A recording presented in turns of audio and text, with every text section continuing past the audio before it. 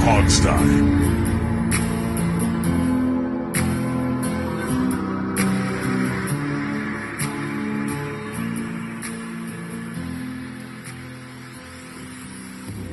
Hey everybody, and welcome to another Lost Fun episode of the Hogstye. Hey, guess what? The Redskins... Oh, I'm sorry, they're not the Redskins. The Washington football team just turned it over again. Will be 5 turnovers on the day. Just a terrible game by the offense. They were out of this in the beginning, guys. It's Alex here with you, Steve and Jamal with me. Guys, I don't know how you felt about watching this, but I felt sucker punched. I didn't feel sucker punched. I kind of figured something like this was going to happen. I mean, as soon as we got about, 5 or 6 minutes into the first quarter, yeah, I just knew it was going to be one of these games. And yeah, Alex Smith came back and, brought the team back, but he also killed the team. Right. The first interception wasn't his fault, but the last two were terrible. Both were horrible throws. Well, even the second one, not all on him. It was a tipped ball in the end. It was 100% on him, Alex. Yeah, that second one, terrible. First off, you throwing it back to the middle of the field. He was feeling himself. You could tell by the way he was playing. He was playing really good at that spot. So I get it, but there is principles to playing football and playing quarterback too, and not to make that throw. Cross your body, off your back foot, under pressure, on the move, across your to body. the middle Yeah, of the you're field. right. I mean, there's a lot of stuff there. My point being, McKissick did put 2 hands on it, and he just bounced it up in the air. Well, yeah. I can't. Fine. I mean, but it was on Alex. Okay, let me run through the stats real fast on this game, just because we have to.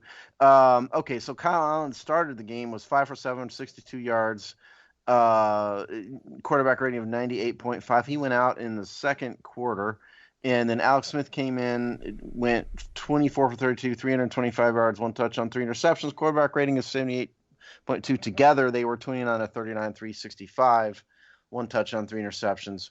Antonio Gibson was the leading rusher on the day with 20 yards. Wow, that's just awful. Yeah. J.D. McKissick was 3 for 17. As a team, they were 9 for 37. Terry McLaurin was the leading receiver for both teams. 7 receptions, 115 yards, 1 touchdown on 7 targets. Cam Sims had a career day, 3 receptions, 110 yards with a long of 45. J.D. McKissick, 9 for 65. Antonio Gibson, 3 for 35. Isaiah Wright, 3 for 30. Logan Thomas, 3 for 28. And Steven Sims, 1 for 4. On the Giants side, Daniel Jones, 3 for 34, 212 yards. God doesn't like that at all. That's all right. 1 touchdown, quarterback rating of 94.2. Wayne Gallman was his leading rusher for both teams, 14 carries, 68 yards. Our old buddy Alfred Morris, 9 for 67, 7.4 yards per attempt. Sterling Shepard, 1 for 18, goes down from there. Receiving-wise, Austin Mack, who was 4 for 72, leading receiver for the Giants. Evan Ingram, 5 for 48. Sterling Shepard, 3 for 49. Deion Lewis, 2 for 16. It goes down from there. On defense, where do we start? Cameron Curl, oddly enough, both good and bad from this guy. 11 total tackles, 6 solo, leading tackle on the day. We'll get to him. DeShazier Everett, Ronald Darby, Deron Payne, Cole Holcomb, John Bostic, all had 7 tackles. The sacks were 1 Cameron Curl, half a sack for Jonathan Allen, 1 sack for Tim Settle, half a sack for Ryan Kerrigan. And on the Giants side, Blake Martinez, 10 tackles. And that's all I can stomach. In terms of punting, Tress had we had enough turnovers where his contributions were limited. So he was only 2 for 110 yards this week. Right. When you have 5 turnovers, the punter is we didn't need him to punt because we just gave the ball back over and over and over again instead of punting. Yeah. So that's stats. Yeah, not the kind of day you want. The turnovers are what kill you. Like the passing yards, actually great day for the team. That might be their best passing day altogether. For the season, yeah. For the season, just the interceptions kill them. Terrible day on the ground. I didn't realize it was that bad because you get thrown off I think as a fan, sometimes when you see that many passes to running backs and you start to kind of think of them more as runs, but they're not. They obviously count as passing stats. Yeah, I mean, McKissick, 9 receptions. Yeah. Antonio Gibson, 3. McKissick had 14 targets, Right. too. How many yards did you say he had? 65 yards, 65? receiving yards. Right. Okay. And most of those was at or near the line of scrimmage. So I get where Alex is coming from. Because I didn't really think nothing of it. Like I never once in my head is watching this game, I never said, why aren't they running the ball? And I guess this is one of those games where it's like, okay, they're giving the targets to the running backs. Right.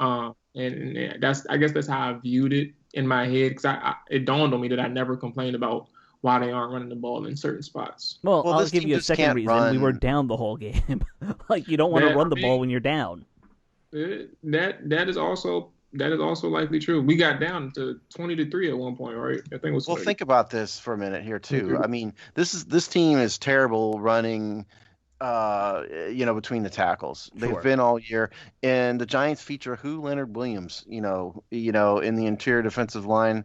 So it was never going to be a good day to run. And we told in the game preview, they are only giving up 3.7 yards per run anyway. So It just wasn't ever going to be a good run yet. When you have the worst running game in the league and couple that with a pretty good run defense, and sort of a deficiency there in the middle, it doesn't mean good run game. No, of course not. And you know what? In terms of play calling, what they did is how you kind of make up for that. Dump offs to a running back are how you make up for lacking a running game. And we had the king of that at quarterback for most of the game, which is Alex Smith. Right. Yeah, he is the king of dump offs in general. Like, it doesn't matter if it's a running back or a tight end. Depends on what the team has. But he's going to make sure their running backs look good. Like we were talking about why they don't utilize their running backs in the pass game the right way. He's going to make sure that they are used and used properly. That is true. Yeah. So and it's crazy because they looked really effective in that second half, and unfortunately they weren't able to capitalize because Alex Smith got ahead of himself. I just think he looked rusty more than anything. Those are he's been historically, throughout his career, good at that kind of thing. He doesn't throw a lot of interceptions. He doesn't make a lot of dumb throws. And I just think it's because he hadn't played much, recently, more than anything. And I thought his arm looked kind of strange. Mm-hmm. And the quality of some of those throws was just a bit off. So I just think he'll get better. I mean, Kyle Allen, the latest report we have, by the way, that we saw was dislocated ankle, and then what's defined by Tom Pellisario as a small fracture, whatever that means. Right. So I can't imagine Kyle Smith comes back, but you never know. But certainly for the foreseeable future, it's going to be the Alex Smith show. I think he'll get better as he goes on and he gets kind of more used to playing again. Well, there is, I think, the interesting discussion about this game. It's not so much what happened, it's do you go with Alex Smith and maybe he gives you a better chance to win, or do you go back to Haskins and say, let's see if this kid can develop at all for the season? Because, I mean, they have 2 wins, which isn't a lot, but they're probably out of the Trevor Lawrence sweepstakes. They might be able to get Justin Fields or who's the Trey Lance, the kid Please from God, BYU. Let us draft Trey Lance in the first round. Yeah, I mean, I'm not in love with any of these guys yet, outside of Lawrence, but you're out of that sweepstakes already with 2 wins because the Jets are going to go 0 for 16. It looks like, so they're going to just get him. So are you better off going back to Haskins and saying, show us something, and trying to figure out who your QB for 2021 is now? Well, first of all, I don't think Rivera should have taken him out in the first place. Well, sure. You already answered this question post-game. It's not a question. Rivera, John Keim quotes him as saying Alex Smith is the starter with Haskins as a backup. Oh, wow. Okay. Yeah, he gave it no shot. He basically did it as soon as, the situation or the question came up. I just think Rivera was done with Haskins like moment one. Sure. When he walked in the door. Sure. Yeah. I guess so. But if we're asking like realistically, if a decision was not made yet, we kind of know. I think I know what we're all going to say, and it is that he should obviously still be on the field.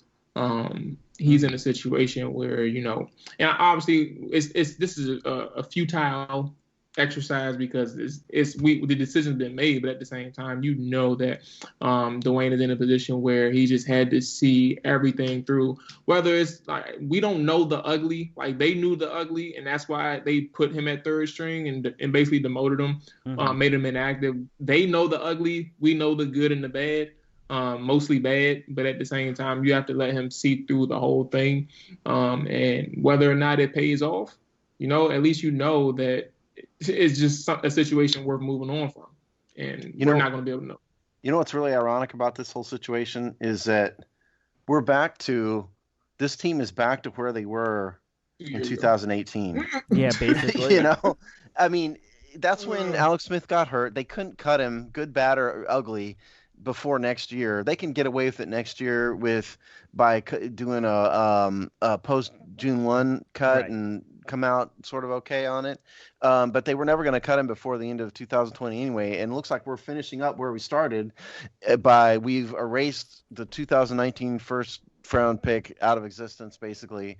And we're back to Alex Smith starting and finishing where he was realistically going to finish anyway, which is at the end of this year. So I just find that sadly ironic that basically we've wasted 2 seasons of this quarterback stuff. And there's nothing more definitive when it comes to Washington football there. It's the most Redskins thing ever. Yes. Yeah. Or really whatever, Washington. Yes. Whatever you want to say. WFT. I refuse to say that acronym, Jamal. You know what? I would say it is the most Redskins thing ever because it's just a folly. Which is basically what the Redskins have been for the last most of my life. I mean, only this team could bring in, overpay for a starting quarterback, lose him to injury, draft a first-round pick, throw the first-round pick away, whether right or wrong, he's gone, and then end up with the same quarterback that we started with after he went through a horrific leg injury, and now they're back to drafting another quarterback. Right. I mean, that's just unbelievable. Only happened in Washington.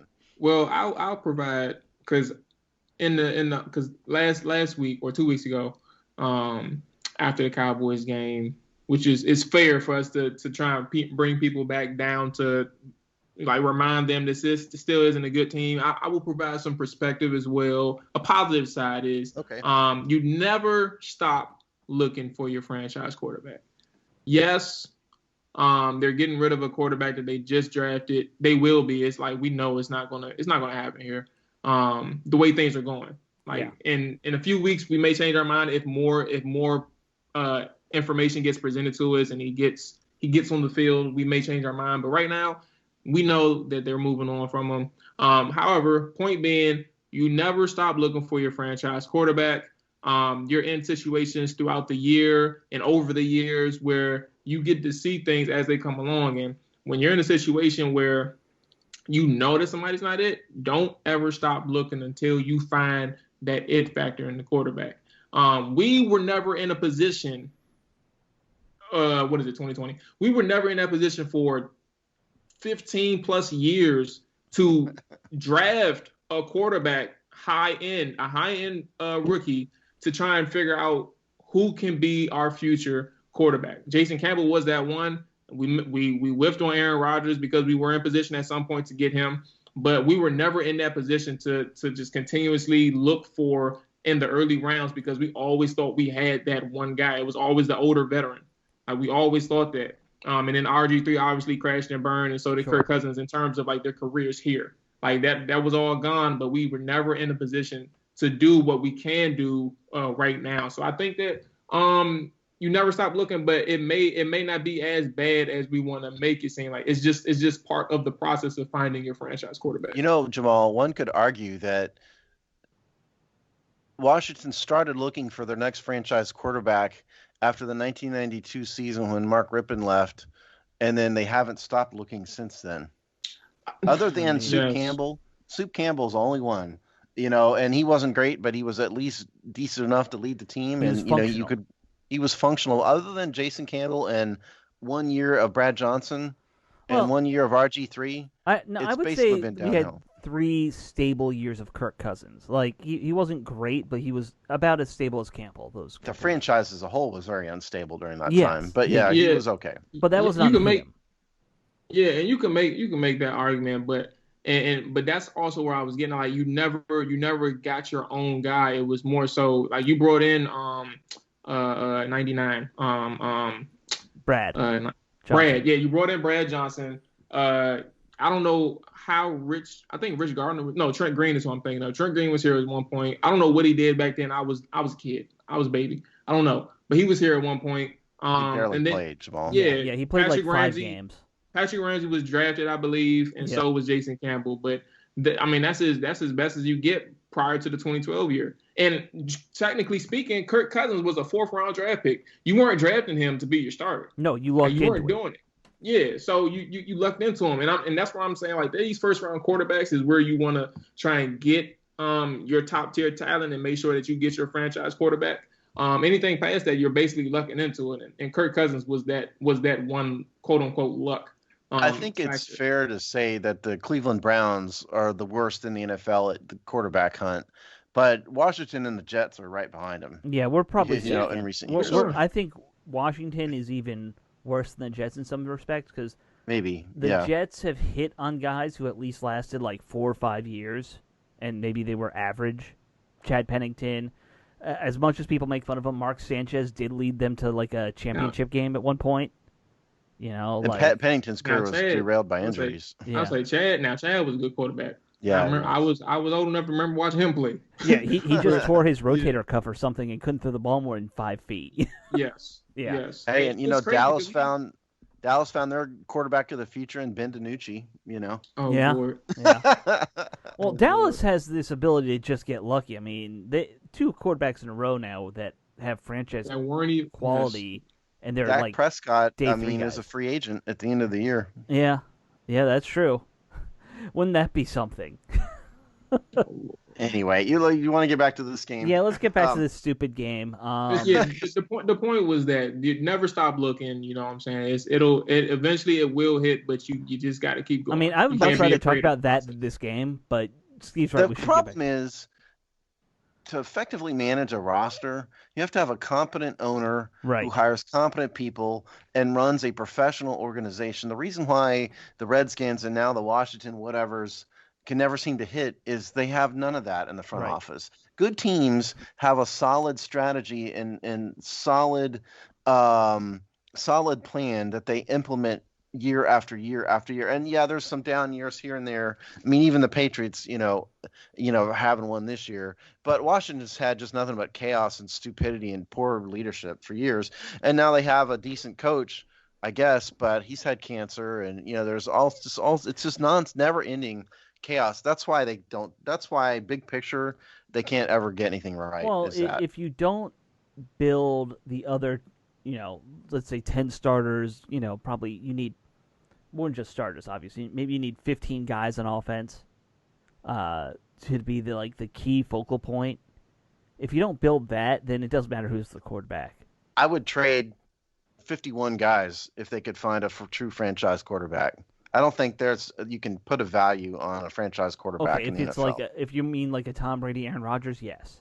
But I'm talking about the, other 29 quarterbacks in the league too. You need to build around everybody, Yeah, absolutely. Yeah. I mean, but Washington just doesn't have the ability to do No, that. we don't. Maybe we're moving into the future with a new team. I mean, who knows? But all this feel good stuff. Jason Wright seems like a good guy, but he's on the business side. Julie Donaldson on the business side. Right. Ron Rivera needs help. Yep. He has cancer, and he's the GM and the head coach. He needs to empower Kyle Smith or whoever's going to be the GM to Somebody, do GM yeah. things. Yeah. Whoever it is, Yeah. somebody, yes. All right, But let's the talk about problem this is, at the game end of real the quick. day, at the end of the day, Ron's still going to be in charge. Yeah, I know.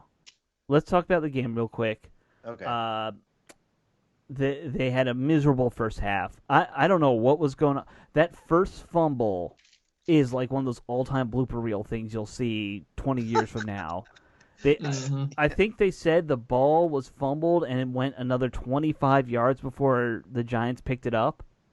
It was like one of those things straight off of NFL Follies. Right, exactly. And for those who don't remember, that was a VHS tape back in the day. NFL It was. Follies. Yeah. Logan Thompson should have just like batted it out of bounds. He was trying to pick it up for some stupid reason, and everyone was like, "Oh, just falling it." No. Hit it out of bounds. You get the ball back. Like that's all you need to do is just push it. Just push it 6 inches to your side. And At this point, and I think you gotta sell it because they do flag people now for batting. I Yeah. think they flag people, so just still sell get it. it I back. get your point. Yeah, just sell it, man. Yeah. Make sure you know it looked like you was trying to get it, but knock it out. Yeah, but better than giving it to the Giants. Logan. Yeah. I told you guys about Logan. I had my issues with him, and for him to try and pick up the ball in that situation, thinking that he was some type of superior athlete is just what boggles my mind. You're an I would average have athlete. expected Sean Taylor to do that, not Logan Thomas. Right. Yes. Right. Just to put it into perspective, they've had, from a yardage perspective at halftime, they've actually done worse. They had 20 rushing yards, 112 passing yards, 132 total yards. They've done worse than that in other games, believe it or not, which is hard to believe. But I mean, the turnovers is just what kills you. When you're a bad 10 points team, off turnovers. Yeah. When you're a bad team, you just can't do that. Right. You just can't do that. Both these losses to the Giants, the turnovers really were the difference in terms of score. Isaiah Wright, we hadn't give him credit for the the punt, that ugly muff fumble. punt. Yeah. And they took him out after that, put Steve Sims back in. Which is what they should have done anyway. I'm an Isaiah Wright fan, but they got to find somebody who they can trust on kick and punt. They haven't found one in, I feel like, since Rock Cartwright. We haven't had a reliable kick and punt return guy. Yeah, that was an ugly one. Just get away from it. If you don't think you have a good handle on it, it's better to let it bounce and you get it at the 5. Look, I mean, he muffed it. He should have had a good handle on it. He should have tried to catch it. He should have, but you know what I'm saying. Like, it's better to get the ball with bad field position than to turn it over. I mean, what else to say about this offense in the first half? I mean, Terry McLaurin had a spectacular sideline catch. He did. 1 point in the second quarter. McLaurin had like 3 really impressive catches today. Yeah. Which you're just. I'm looking at him. Here's my comp for him for us. He's our Larry Fitzgerald at this point. Like he's just that receiver who's going to make 3-4 big plays every game. And you're giving him no help because that's basically what Arizona did with Larry Fitzgerald's career. I mean, Cam Sims would beg to differ today, but in generally speaking, yes, that's correct. Yeah, exactly. Fitzgerald had Anquan Bolden for a few games. And in terms of the first Anquan half, and what's that dude name? He played with us. Yeah. Michael Floyd. Right. Oh, he was here for like a cup of coffee. That's right. Yeah, a cup of coffee. Yeah. But you know what I'm saying. And so first half, Washington's defense just looked horrendous, I thought, in the first half against the Giants. They looked the Giants drunk is what they looked like almost. Call it whatever you want. They were horrible.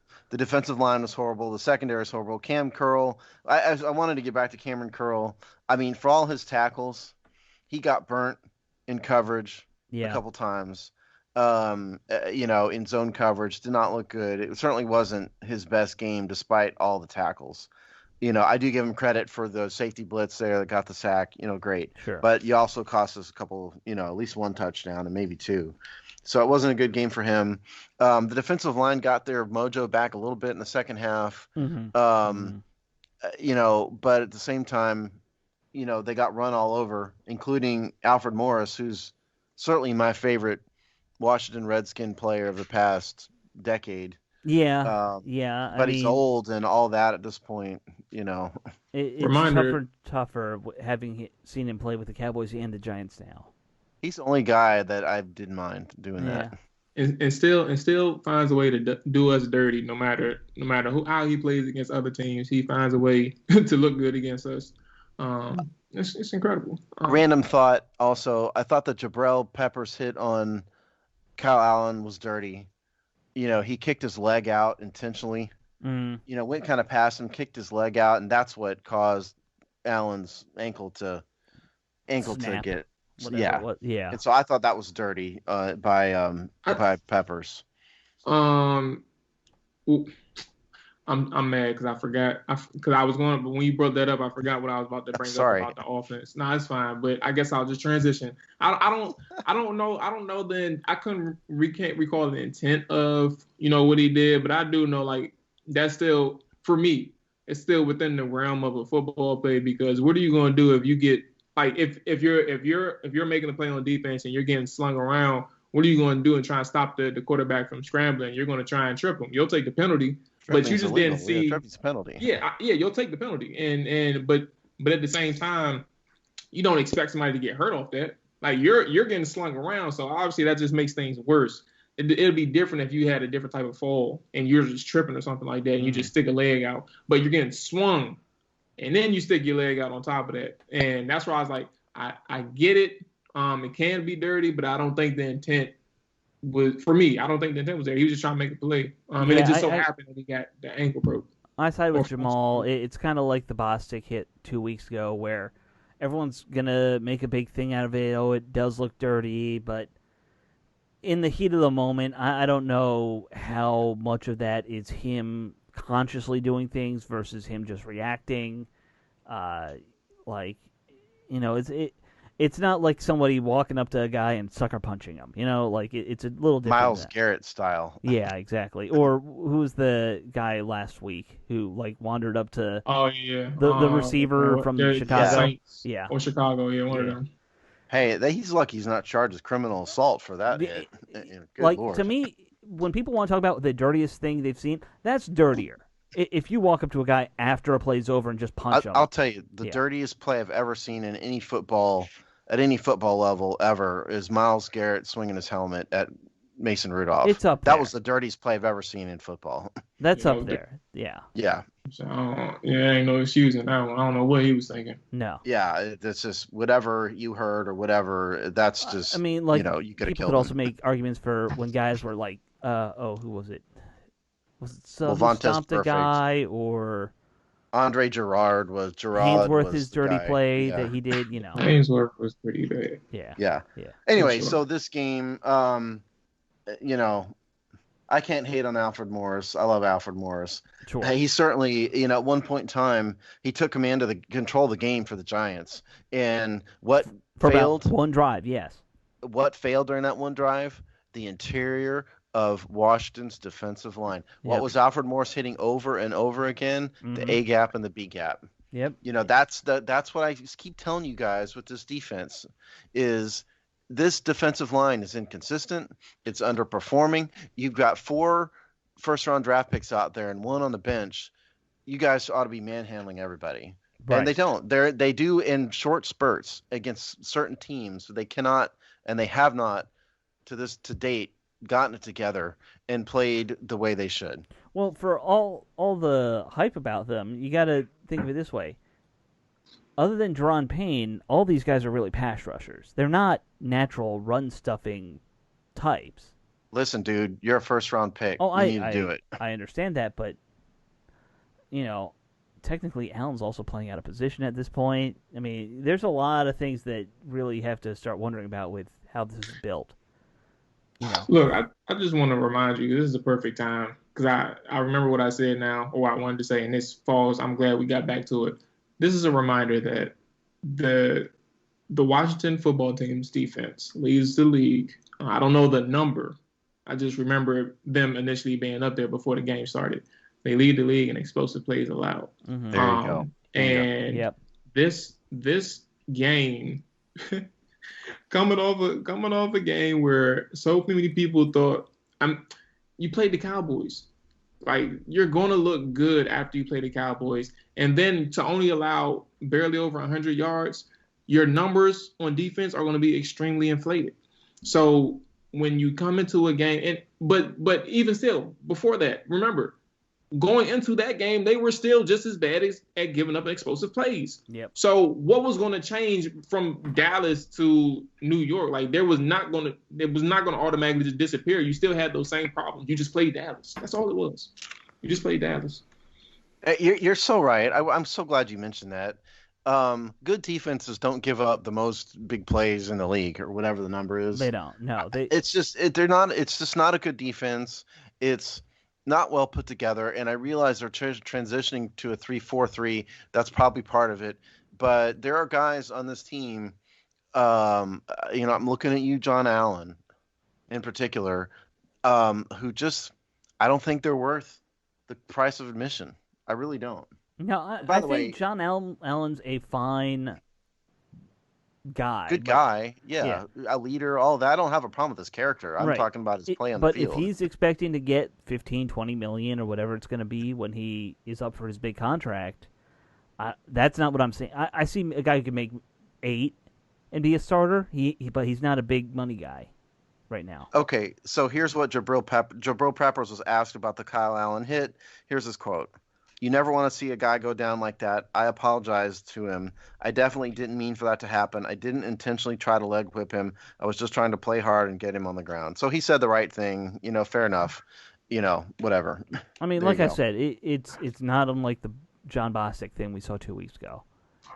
It's guys playing in the heat of the moment. Your brain cannot work as fast as your body at some time. Yeah. And it's an ugly hit. Like I will be shocked if we see Kyle Allen back this year. My initial thought was that it was his ACL torn because it looked like his knee buckled too.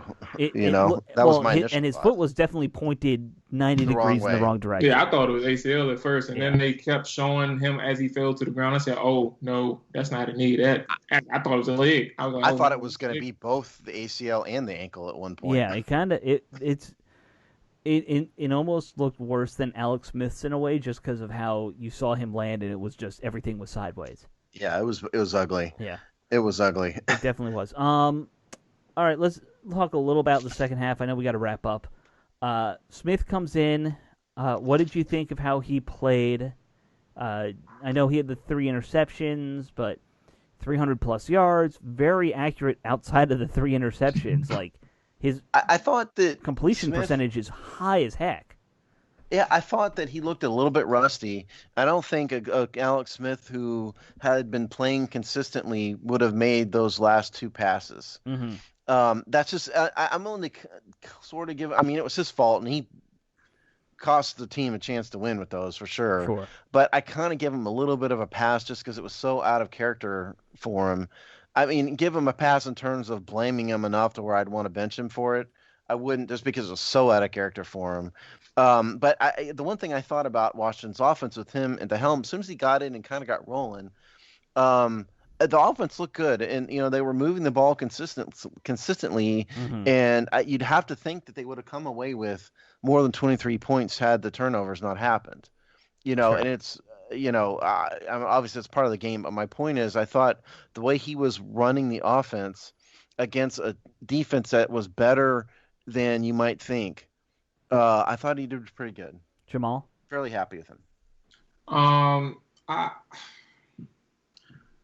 like the spurt that he had, but overall, I can't get past the turnovers, and that's just me being extremely critical of a 15-year-old. I said 15-year-old, 15-year veteran. Sure. I think he got in 05. Like that's somebody. Look, he got in against the Rams. So all that mess, and I'm not speaking specifically to you, Steve.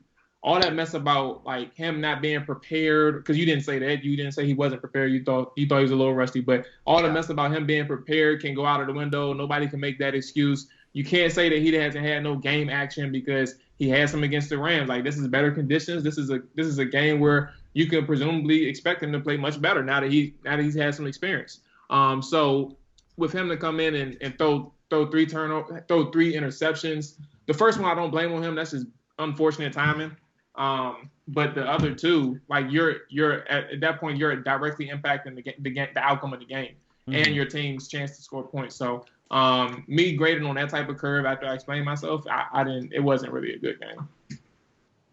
No, I don't think it was a good game. Don't misunderstand me. I mean, I think that the offense looked pretty good under his leadership, but for the 2 turnovers, I guess is what I'm saying. And He's responsible for the turnovers for sure, and you blame him for it, but that's all I'm saying. They did gain some steam. They moved the ball, and I was actually surprised, like, to the degree in which they were able to, and how effective they were. So I agree in that regard. I'll say that. Because I got to be honest, I mean, at halftime, I was thinking this is a game that I'm going to check out on, even though I know I can't. It looked like for all the world it was going to end up being like 30-10 or something. I'm with you. I was like really like starting to scan through Netflix, and is there anything here worth watching right now? Exactly. Like I'm telling Queen's you, Gambit is too intellectual for me when I've been watching football. I can't make that shift. But like, maybe is Mandalorian on Disney Plus? Maybe I can hack into my friend's account. That's where I'll say, look, 50% of my time was on red zone. I ain't lying to you. I was back and forth with the game, but at the same time, I'm not. Look, when these guys start, I'm not about to sit here and endure 3 hours of bad football. I'm not going to do it anymore. I'm telling you that right now, all you listeners. Like, I'm just being honest with you, and I don't expect you to sit here and do the same thing. 3 hours of bad football is just not good. So when that first quarter or first quarter and a half, when that happened, I was on red zone. Hey, look, last time Rob Henson was on our show, that's exactly what he said. Right. If you guys recall. I don't blame him. Yeah, and that's why he's been MIA for a while. He won't even return our phone calls. He's just that mad. I don't blame him. I really don't. No. All right, it's just guys. Really frustrating, just like year after year after year. Mm-hmm. I mean, we put a lot of effort into this site. A lot of effort into this coverage. We're not doing this for money. We're doing it because we loved this team, and it's become almost a parody of itself at this point. Because everything Washington does turns into dust. Yeah. And it really is frustrating. I hope somebody in DC's listening, and Washington front office is listening, because it's very frustrating for the fan base to have this happen over and over and over again. If you wonder why there were Giants fans among the 3,200 or whatever people, this is why. You don't provide any excitement. You don't provide any reason for hope. Everything that you guys do turns to hell immediately.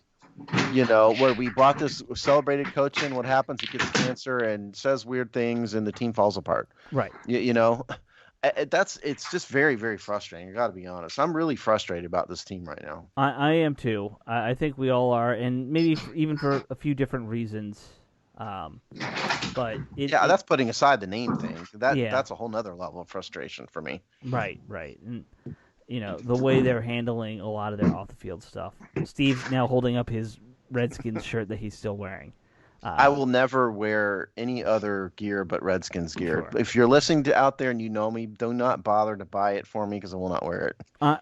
If we get a real name, I will buy it and I will wear it, but I'm not wearing Washington Football Team established 1932 with that stupid, ugly-ass W that they keep. You know what? They've filed trademarks, and they've put a big Washington Football Team sign up on the facility. Yeah, now. I know. That's where they're going. It's what's happening. Sounds like they don't have the balls to admit it. That's the thing that pisses me off. I think it's sort of the backdoor way that Dan Snyder can sort of keep his promise to never change the name. Right. I think that's kind of probably what he's thinking.